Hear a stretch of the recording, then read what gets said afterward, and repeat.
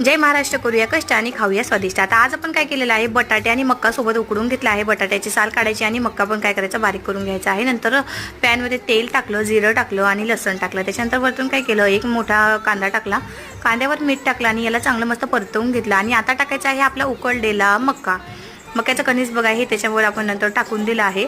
त्याला सुद्धा काय करायचं आहे, मस्त कांद्यामध्ये फ्राय करून घ्यायचं आहे. आणि आता टाकायचा आहे आपला बटाटा.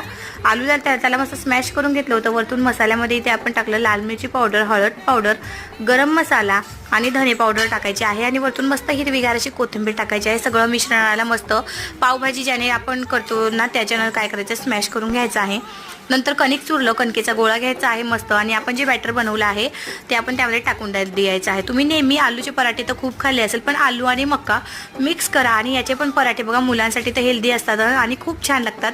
आणि आम्ही आज हे पराठे काय केले होते, मस्त दह्यासोबत खाल्ले होते. तुम्ही पण नक्की ट्राय करा.